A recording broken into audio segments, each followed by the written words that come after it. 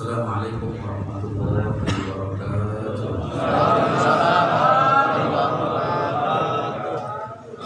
Hadratul muhtarin al-mukarramin wal hadirin wal hadirat, hafizahumullah wa ra'ahum wa ballaghahum arsalnakum.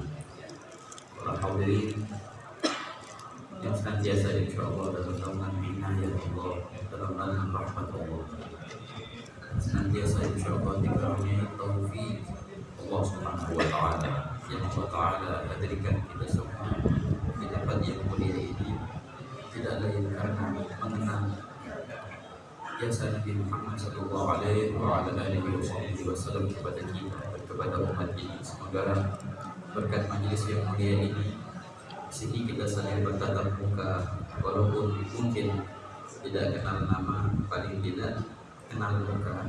Semoga insya Allah dengan perkenalan ini Allah Ta'ala mengumpulkan kita kelak di surga nanti. Karena setiap perkenalan di dunia yang tidak menghasilkan saling tolong menolong di akhirat sana, maka perkenalan itu sia-sia. Setiap kita kenalan, kalau kenalan sama teman biasanya minta nomor WhatsApp, ya. Jangan hanya terbatas di situ perkenalanmu dengan seseorang. Rugi kalau seandainya kita berkenalan dengan orang demi kemaslahatan dunia kita. Rugi. Mari kita berkenalan demi kemaslahatan akhirat kita. Sekarang aku mengenalmu dan kau mengenalmu. Ini adalah suatu perjanjian bahwasanya bila mana aku nanti yang selamat melewati jembatan Shiratal Mustaqim, maka wajib atasku untuk menolongmu. Dan bila mana engkau yang selamat melalui jembatan Shiratal Mustaqim, maka jangan kau masuk surga duluan, tolonglah aku dahulu yang telah terjerumus di neraka. Nah itulah janji dari dia perkenalan. Bukan cuma ngambil nomor WhatsApp, bukan. Tapi itu saling menolong di akhirat nanti. Semoga Allah Ta'ala kumpulkan kita ya kawan di sana. Setiap perkenalan, setiap perkumpulan ada reunian. Setiap waktu ada reunian, reuni teman-teman SD, reuni teman-teman SMP, reuni teman-teman kuliah, reuni teman-teman kantor. Kita harapkan perkumpulan ini walaupun di sini kita berkumpul mungkin sekali, tapi kita harapkan ada reuni juga. Tapi reuni yang kita harapkan bukan reuni di dunia, namun reuni di akhirat sana insyaallah. Amin ya rabbal alamin. Alhamdulillah, alhamdulillah rabbil alamin. Daiman ifdal azim an-nawal. Allahumma shalli wa sallim ala sayyidina Muhammadin hilal al-badr al-mutalal sallallahu alaihi wa ala alihi wa sahbihi khaira sahbihi wa alhamdulillah. Senantiasa puja dan puji syukur kita haturkan kehadirat Allah Subhanahu wa ta'ala atas limpahan nikmatnya, limpahan hidayah dan taufiknya, undangan darinya. Dan Allah Ta'ala getarkan hati kita untuk menghadiri undangan itu. Kemudian telah tergetar hati kita, Allah Ta'ala jauhkan segala perihal yang bisa menghalangi kita atau menghadangi kita untuk bisa hadir. Maka alhamdulillah sempurna kenikmatan Allah pada seorang hamba yang Allah sudah kirim undangan kepadanya, dan Allah Ta'ala getarkan hatinya untuk memenuhi undangan ini. Dan Allah Ta'ala jauhkan segala perihal yang bisa menghambatnya hingga nimbrunglah dia di majelis yang mulia ini. Alhamdulillah, thumma alhamdulillah. Jangan kita anggap ini perihal yang sepele, atau tidak. Banyak orang yang Allah emang gak kirim undangan, gak diundang sama Allah Ta'ala. Apalagi di waktu yang sekarang ini. Ini waktu pagi-pagi nih, ya. Semalam mungkin banyak begadang orang-orang. Apalagi sekarang pagi-pagi ini hujan, paling enak tidur. Iya, paling enak sekarang tidur. Ini itu alamat orang-orang yang memang Allah agak kasih undangan mereka. Tapi antum yang di sini mungkin semalam suntuk bergadang atau telat tidurnya. Di pagi-pagi ini cuaca yang menggoda, tapi antum dan hari ini memang hari libur, ya kan? Antum rela meninggalkan kasur yang empuk itu, rela menjauh sedikit daripada keluarga sesaat demi menghadiri undangan Allah, demi menghadiri undangan Rasulullah Sallallahu Alaihi Wasallam. Tapi gitu cuma. Ada pula orang yang sudah Allah kasih undangan, tapi tidak tergetar hatinya untuk hadir. Ada juga sudah tergetar hatinya untuk hadir, bahkan mungkin sudah melangkah dia mau kesini, tapi ada yang hambatan nyasar nggak berani. kayak saya tadi nyasar, tapi nyampe juga akhirnya. Ada orang mau kesini nyasar dia, gak nyampe. Atau di tengah jalan sudah jalan, gak nyasar tepat, dapat telepon dari keluarganya, gak bisa hadir. Nah itulah hambatan ya kawan. Padahal Allah sudah kirim undangan, padahal juga Allah Ta'ala sudah gerakkan hatinya, tapi ada aja hambatan, tak hadir dia di sini. Maka jangan engkau remehkan duduknya engkau di majelis sholawat, duduknya engkau di majelis zikir, itu karunia yang besar ya kawan. Bahkan sebagian sholehin berkata, duduknya engkau dengan para kaum sholehin, engkau melihat wajah daripada kaum mugarrabin, itu nikmat yang besar. Kalau seandainya engkau mau menunaikan syukur atas nikmat itu, sehingga engkau sujud kepada Allah di atas bara api, akan bisa engkau membalas harga daripada nikmat yang besar itu, walaupun dengan engkau sujud di atas bara api sampai kau mati. Dengan gitu itu nikmat yang sangatlah besar. Apalagi Nabi Muhammad SAW,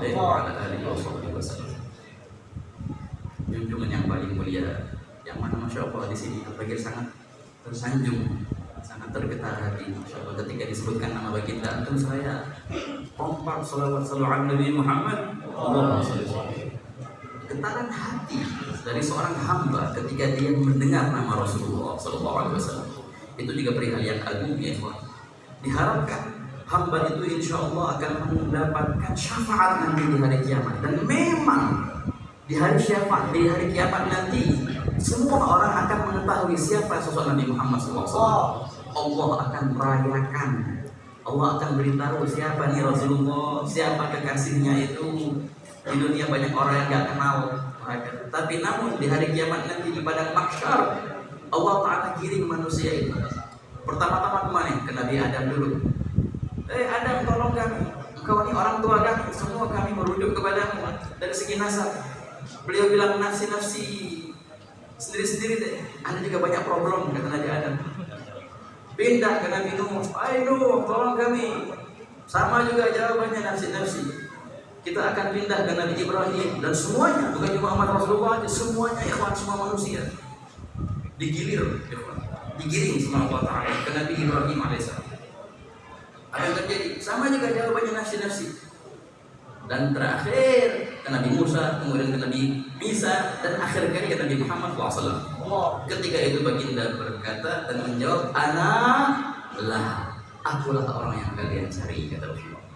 Kata ulama, kenapa kok begitu ceritanya? Bisa jadi, bisa saja Allah Ta'ala nyingkap itu cerita langsung. Ini orang pada digiring ke Rasulullah SAW, tapi kagak, Allah Ta'ala giring mereka dulu ke Nabi Adam. Kagak bisa, tuh biar kalian tahu Nabi Adam kagak bisa ya. Digiring ke Nabi Nuh, kagak bisa juga, tuh biar kalian tahu Nabi Nuh kagak bisa. Digiring ke Nabi Ibrahim juga sama, Nabi Musa, biar pada tahu semua. Gak ada yang bisa. Akhirnya ke Rasulullah SAW, dan semua mengetahui siapa itu Rasulullah SAW. Semua kita akan mencari wajah yang mulia itu di hari kiamat. Celaka bagi orang yang tidak menemukan wajah Rasulullah di hari kiamat. Betul. Makanya pernah dalam suatu hadis Al-Bukhari, ketika baginda sallallahu alaihi wasallam masuk ke rumahnya, yang waktu itu Sayyidah Aisyah, Siti Aisyah lagi jahit. Jatuh jarum dari Siti Aisyah itu. Siti Aisyah mau ngambil jarum itu, tidak kelihatan, diraba-raba sama beliau, mana dia jarumnya. Di saat yang sama masuklah sosok yang mulia dari Muhammad SAW dengan wajah yang penuh cahaya, dan memang wajah Rasulullah bercahaya ya kawan. Sampai-sampai dengan cahayanya itu sangat terang dan jelas jarum yang jatuh itu kemudian diambil oleh Siti Aisyah, dan beliau berkata, ya Rasulullah, ma'allahu wajah, alangkah terangnya wajah baginda ini. Jadi nur cahaya wajah Nabi Muhammad bukan hanya dari segi batin, bukan hanya saja cahaya ke hati, enggak, memang cahaya beneran kayak lampu ya ikhwan. Dan begitu. Kalau kita lihat dalam sejarah, bagaimana Sayyidah Halimah As-Sa'diyah, Siti Halimah. Siapa Siti Halimah? Ibu susunya Rasulullah. Siti Halimah pernah mengasuh Rasulullah selama 4 tahun. Dalam riwayat 5 tahun. Kemana? Ke Bani Sa'ad, ke desanya Bani Sa'ad. Dalam cerita yang ajib itu ya, Siti Halimah membawa Rasulullah yang waktu itu masih bayi. Siti Halimah yang tadinya itu dibilang datang ke Mekah dari desanya Bani Sa'ad menunggangi keledai yang kurus ceking, di bareng-bareng sama teman-temannya untuk mengambil asuhan dari Mekah sana untuk dibawa ke desa mereka. Dan begitu adat istiadatnya Arab dahulu begitu. Anak kecil dididik di desa buat apa? Biar kuat, biar gak manja. Jangan jadi anak kota, manja entar. Harus mandiri. Dan juga biar bahasa Arabnya bagus, fasih. Mereka, teman-temannya Siti Halimah duluan nyampe ke Mekah. Diambil tuh bayi-bayi yang mau diasuh. Tinggal Nabi Muhammad gak ada yang mau ngambil. Kenapa? Karena setiap ibu susu mau ngambil Rasulullah, dibilang ini anak yatim. Oh gak mau, gak ada upahnya soalnya anak yatim. Tinggallah Siti Halimah Sa'diyah yang memang telat datang sengaja cerita gitu. Jadi kronologinya begitu. Dibuat sama Allah Ta'ala, Siti Halimah Sa'diyah telat gara-gara keledainya kurus. Tinggal Nabi Muhammad, bayi yang tersirat. Dia mau nggak mau, beliau ambil ini. Bahagia. Nah, dari situ ikhwan mulailah cerita. Cerita siapa? Siti Halimah Sa'diyah. Beliau berkata, ini cerita panjang lebar. Diceritakan oleh Ibnu Ishaq dalam sirahnya dan juga As-Salihi dalam Subul Huda wal Rasyad. Ketika Siti Halimah Sa'diyah menggendong Rasulullah dan mulai beliau pulang dengan keledai yang sama, itu langsung keledai itu yang tadi ceking kurus langsung jadi gemuk, langsung jadi kencang, bahkan berlari itu keledai yang mengalahkan kuda. Teman-temannya yang sudah pulang duluan, udah jalan duluan, sama Siti Halimah disusul dulu teman-teman. Sampai-sampai bilang teman-temannya, amsiki atanaki anna ya Halimah. Halimah, ini keledai baru. Kok cepat banget, ngebut banget? Enggak, ini keledai yang tadi. Lo kok bisa kayak gitu? Tadi kurus ceking, kok ini lain? Bukannya apa-apa. Siapa yang di atas keledai itu? Nabi Muhammad Sallallahu Alaihi Wasallam. Itu keberkahan pertama yang dialami oleh Siti Halimah. Kata ulamanya begini, secara lahirnya Siti Halimah itu menggendong Rasulullah, ya kan ya? Tapi secara hakikatnya kebalik, Rasulullah lah yang menggendong Siti Halimah. Karena berkat Nabi Muhammad, beliau mendapatkan keberkahan. Jadi Siti Halimah itulah yang digendong oleh Rasulullah SAW sebenarnya. Mulai nyampe ke desanya Siti Halimah itu. Nah, di situ juga Siti Halimah itu orang sederhana ya, kawan. Dia mengembala kambing dan onta. Dibilang semenjak datangnya Muhammad ke rumah kami, itu kambing aneh, sama itu pada gemuk, onta-onta pada gemuk. Sampai-sampai tetangga-tetangganya bilang, Halimah, ente ngembala kambing gimana? Ente makan di padang rumput gimana kambing-kambingmu itu? Kok aneh ya, kambing-kambing kurus sedikit. Ente punya kambing gemuk-gemuk, sehat yaudah, besok kita bareng-bareng dengan ngembalanya. Teman-temannya akan tetangga-tetangganya bareng-bareng kalau ngembala sama kambing Siti Halimah. Tapi tetap aja ikhwan, di tempat yang sama, porsi makannya yang sama. Tapi kalau balik, kambingnya Siti Halimah pada gemuk, kambing teman-temannya kurus masih. Bukan perihal makan di mana atau perihal apa yang dimakan, namun perihalnya siapa yang ada di rumah itu, Nabi Muhammad SAW. Bahagia Allah. Dan beliau juga berkata, semenjak Rasulullah ada di rumah kami, di malam hari kami tidak butuh lampu. Nah, inilah cerita yang tadi. Cahaya wajah Rasulullah itu bukan hanya waktu baginda sudah menjadi nabi secara zahir, enggak, dari kecilnya sudah bercahaya ya Pak. Nur. Setiap yang berkata, kalau orang-orang malam hari butuh lilin, kalau di malam bulan purnama mereka berkecukupan dengan bulan purnama. Kalau kami nggak butuh bulan purnama, nggak butuh lilin, dan senantiasa rumah kami terang benderang. Kenapa? Karena ada wajah Muhammad katanya. Begitu ya Pak Siti Halimah. Waraat Halimatu maraat min barakati Muhammadin ma hayyal adhana darra lahu sajju. وقد كان ابنها يبيت يبكي مسربا جيعانا لكنه ليلة أن جاء الحبيب بات موفور الرضا شبعانا ودرت الناقة ألبانا وقد سمنت دويبتها فكان شانا أنكر رفقتها وسلمت عليه أحجار على مولانا. Itu juga bukan terpampas di zaman Rasulullah SAW, bukan ya kawan, sampai sekarang dan sampai hari kiamat. Engkau bisa mendapatkan keberkahan dalam rezeki seperti yang didapatkan oleh Siti Halimah. Engkau bisa mendapatkan cahaya yang terang benderang di rumahmu seperti yang didapatkan oleh Siti Halimah. Dengan apa? Kuncinya satu. Kenapa kok bisa berkah tuh rezekinya Siti Halimah? Kenapa kok bisa terang tuh rumah Siti Halimah? Jawabannya, di dalam rumahnya ada Nabi Muhammad SAW. Itulah juga, bila mana di rumahmu ada Nabi Muhammad SAW, maka engkau akan melihat keberkahan yang luar biasa pada rezeki. Orang pada bingung, Pak, kerja di mana? Proyek apa yang Bapak ambil? Barang-barang yuk, joinan yuk. Sama kayak tadi tuh, teman-temannya Siti Halimah. Tapi tetap aja, ente punya harta apakah berkah? Tapi jangan dipandang angka, dikunci ya. Ada orang mandang rezeki, dia mandang berapa nomor yang di situ. Berapa banyak koma di angka itu. Berapa koma? 1, 2 koma. Jangan dipandang koma ini. Berapa banyak orang-orang yang dapat rezeki nominal angkanya besar. Berapa begitu angkanya. Tapi di akhir bulan sudah ngutang. Banyak kayak gitu. Kok bisa ngutang ya? Padahal bulannya gede. Kalau gue dalam proyek besar, tapi utang di mana-mana. Ini harta yang agak berkah deh.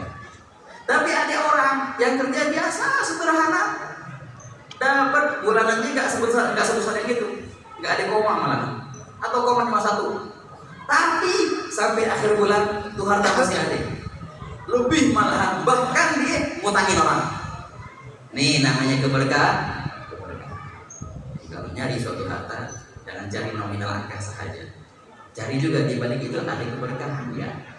Oke, dalam cerita Ikhwan Adi itu ada orang mimpi ceritanya. Orang baik, bapak mimpi. Dalam mimpinya itu ada orang bilang kayak gini, Fulan, aneh mau kasih hadiah sama ente. Ada apa? No, di pohon yang mana? Ente gedung di bawahnya tuh ada peti. Dalam peti itu ada uang 1000 dinar. Di mana pohonnya? Pohonnya dilihatin. Dalam mimpinya dilihatin, jalan ke kanan kiri. Sana ada 1000 dinar emas, 1000 keping emas. Itu hadiah buatnya. Dalam mimpi itu dia tanya, tapi itu ada berkahnya nggak? Oh, tapi nggak ada berkahnya. Ya sudah, dia nggak mau. Ini dalam mimpi. Bangun dia. Dia cerita sama istrinya, Bu, saya salah mimpi, Bu. Ada orang kasih hadiah 1000 keping emas, 1000 dinar. Gimana Pak? Di sana. Sudah ambil Pak. Itu hadiah dari orang. Tapi nggak buka. Kenapa? Karena saya tanya sama nggak ada berkah katanya. Nggak usah bikin berkah. Nggak. Bapaknya Masya Allah nih. Nggak Bu, selagi nggak ada berkah, apa yang diambil? Lewat mimpi malam pertama. Di malam kedua si bapak mimpi lagi, sama juga. Di tempat yang sama, tapi kurang. Kemarin 1000 dinar menjadi 100 dinar. Kamu ambil nggak nih? Ada hadiah buatmu 100 dinar. Itu hadiah buatmu. Berkah nggak? Sama juga sih, nggak ada berkahnya. Sudah nggak mau. Besok tadi cerita sama istrinya, Bu, saya mimpi lagi. Tapi kurang Bu, sekarang 100. Buruan Pak ambil. Buruan tak kurang lagi besok. Kata istrinya gitu. Enggak aku. Itu saya tanya nggak ada berkah katanya. Apa yang diambil? Ya Pak. Lewat mimpi kedua. Malam kedua. Malam ketiga sama juga di mimpi yang sama. Tapi malam ini kurang lagi. Jadi berapa jadi? Dari yang tadinya 1000 dinar kurang 100 dinar jadi 10 dinar. Nanti ambil nih hadiah buat ente. Nah, ada berkahnya? Sama juga sih, nggak ada berkahnya, udah kakak mau. Dibangun pagi-pagi cerita sama ibunya, Bu, kurang lagi Bu, tuh kan makanya bilangnya. Ambil ente yang enggak, selagi nggak ada berkahnya nggak usah diambil. Dan terus akhirnya tiap malam dia mimpi. Tapi tiap malam makin lama makin kurang. 10 dinar jadi 1 dinar. Besok dinar jadi perak 1000 dirham. Gak mau diambil karena nggak ada berkahnya. Setiap mimpi dia tanya, ada berkahnya nggak? Agak ada, nggak usah diambil. 1000 dirham kurang jadi 100 dirham, cepet. Akhirnya jadi 10. Di akhir mimpi, nah dia nggak tahu malam keberapa itu, dibilang sama dia gitu, Pak, ini malam terakhir. Dan sekarang tinggal 1 dirham, 1 keping perak, hadiah buat Bapak. Kalau Bapak ambil, itu hadiah. Kalau enggak, sudah, enggak bakalan mimpi lagi setelah ini. Ditanya sama dia, ada berkahnya enggak? Nah, kalau ini ada berkahnya. Ya udah, saya besok ambil, coba. Pada mimpi itu begitu. Dibangun akhirnya. Pas dibangun, bilang sama ibunya, Bu, saya mau ambil. Ibu sedang ngomong, Dan nambah aja 1.000 itu. Dari 1.000 dinar. Sekarang yang baru perak buat apaan? Enggak bu, tapi ada berkahnya nih. Itu serah deh. Bangun tuh bapak. Dan bener menelusuri jalan yang dilihat dalam mimpinya itu. Bener tau di pohon di bawahnya ada 1 keping duit logam perak. Atau perak, nah ini hadiah juga dari yang dimimpi. Diambil sama dia. Tapi dia yakin ada berkahnya nih ya kawan. Nah ini lihat ya, lihat. Inilah beda uang atau harta yang ada berkah sama harta yang kagak ada berkah. Dia ambil 1 perak. Sebelum nyampe ke rumah, dia belanja dulu apa yang dia bisa belanjain dengan 1 perak itu. Dibeli sedikit sayuran, dibeli ikan, beli minyak, lumayan lah buat makan nih hari. Ini bu, ini yang saya dapat dari mimpi, ini yang saya beli. Si ibunya nerima. Ketika si ibu lagi masak, teriak si ibu itu, ada apaan tahu? Ada apaan? Si bapak datang, nih pak lihat pak, kenapa? Si bapak tahu-tahunya beli ikan kan. Pas ikan itu mau dibersihin jeroannya, tahu-tahu di dalamnya ikan itu ada 2 mutiara. Mendadak kaya pak. 2 mutiara. Nangis si bapak. Nah ini bu, namanya keberkahan. Ini yang berkah. 1 dirham menghasilkan 2 mutiara. Kalau seandainya bu, saya ambil yang 1.000 dinar di mimpi pertama, yang dibilang kagak ada berkah, itu belum tentu kita dapat gini-ginian. Belum tentu itu kekawaman. Tapi ini 1 perak saya ambil dan saya yakin ada keberkahannya. Inilah hasilnya, dapat 2 mutiara. Kayak mendadak. Soal Nabi Muhammad. Jadi ceritanya kalau mau keberkahan dalam rezekimu, cahaya dalam rumahmu, maka bondonglah Nabi Muhammad SAW. Kalau kita hadir majelis maulid, hadir majelis apa aja gitu, apa sih yang kita bawa ke rumah? Jangan cuma bawa gesekan, jangan. Sayang. Yang paling indah kalau bawa ke rumah adalah cerita Nabi Muhammad SAW. Yang paling indah kalau bawa ke rumah adalah akhlak Nabi Muhammad SAW. Nah itu yang paling enak kalau bawa ke rumah. Kalau seandainya di rumah ada Rasulullah, dijamin keberkahan dalam rezeki. Tadi cerita ya Pak, ketika baginda Rasulullah masuk ke kamarnya dengan wajah yang penuh dengan cahaya tadi kan, itulah wajah yang akan dicari. Tahu nggak bagaimana wajah Rasulullah? Wajah yang paling indah ya Pak. Dan ada yang wajah yang pernah tercipta lebih indah daripada wajah itu ya Pak. Coba kita bareng-bareng menghayali wajah Rasulullah. Ini luar biasa ya Pak. Para sahabat itu masya Allah ya. Mereka menuliskan sifat wajah Rasulullah sangat detail. Wajah baginda, bagaimana wajahnya? Bundar atau lonjong? Enggak bundar, enggak lonjong. Walaupun lebih dekat ke bundar. Enggak bundar banget, tapi sedikit ada bundarnya. Dan bagaimana kulitnya Rasulullah? Putih, sangat putih. Putihnya putih yang enggak ngebosanin. Ada orang putih, tapi kalau kita lihat dia bosan, kagak. Putihnya wajah Rasulullah putih yang enak dilihat. Putih bercampur kemerah-merahan sedikit. Bahagia. Yang terlihat urat-urat Nabi SAW. Kelihatan hijau uratnya, merah daripada uratnya Nabi SAW. Apalagi kalau Rasulullah lagi marah, itu terlihat jelas urat yang di dahi Rasulullah SAW itu. Itu warna kulit baginda SAW. Bagaimana hidungnya? Kita baca atau biasanya di Maulid Deba, alfiyul alfi, mimiyul fami, nuniyul hajib. Hidungnya Rasulullah mancung, lurus. Lurusnya bagaikan huruf alif. Huruf alif itu lurus.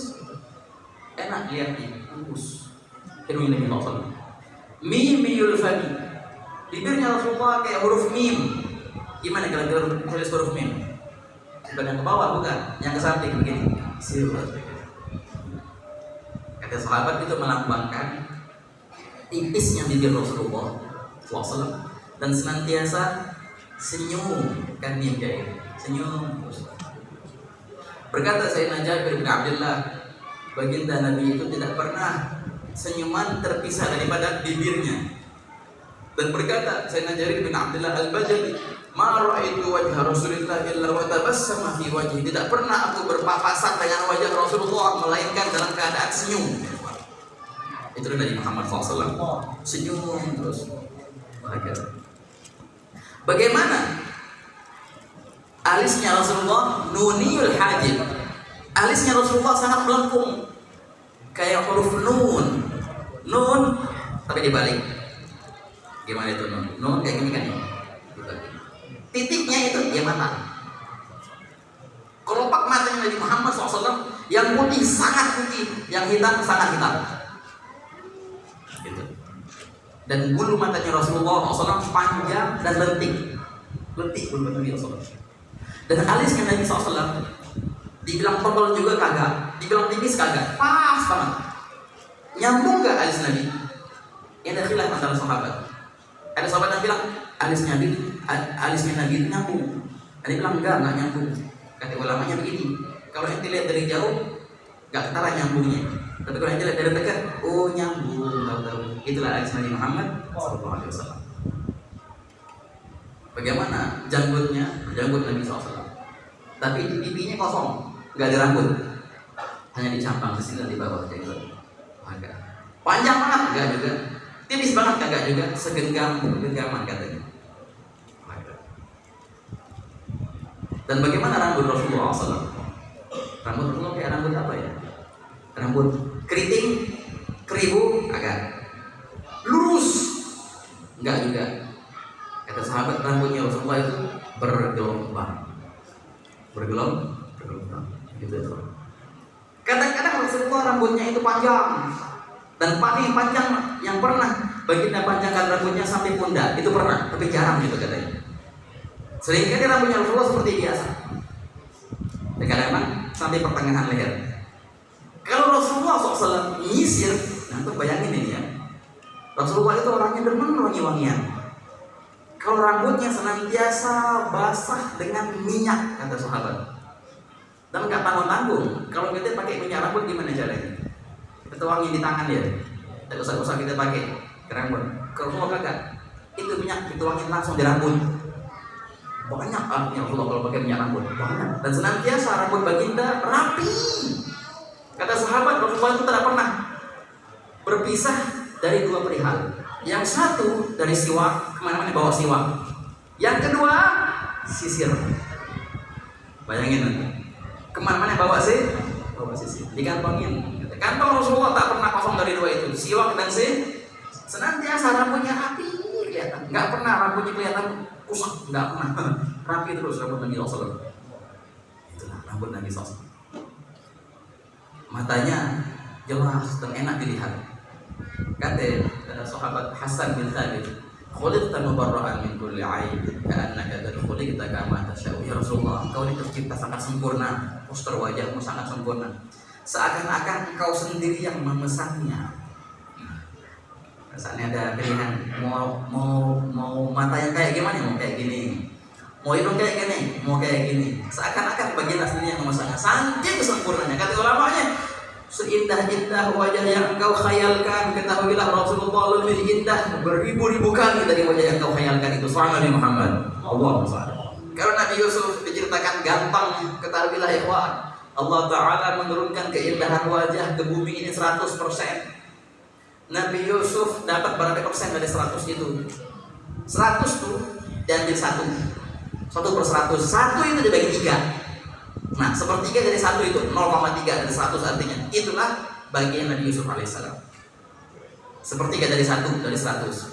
2/3-nya 0,7-nya dari 100 itu Allah bagi-bagiin ke yang lain. Sedangkan 99 dari 100 Allah berikan ke Nabi Muhammad SAW. Sangat jauh bedanya. Nabi Muhammad dapat 99 dari 100, Nabi Yusuf 0,3 dari 100. Alangkah indahnya wajah Rasulullah SAW. Ketika Sayyidah Aisyah berkata, "Ya Rasulullah, alangkah cahayanya wajah baginda."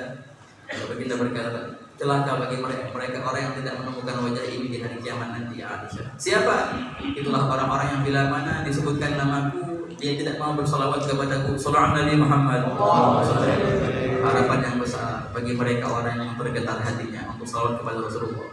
tatkala dilantunkan nama Rasulullah lewat nama baginda telinganya, langsung dia spontan salawat. Itu harapan besar baginya untuk mendapatkan syafaat nanti di hari kiamat. Semoga Allah Ta'ala tuliskan kita semua daripada golongan orang yang mendapatkan syafaat Rasulullah.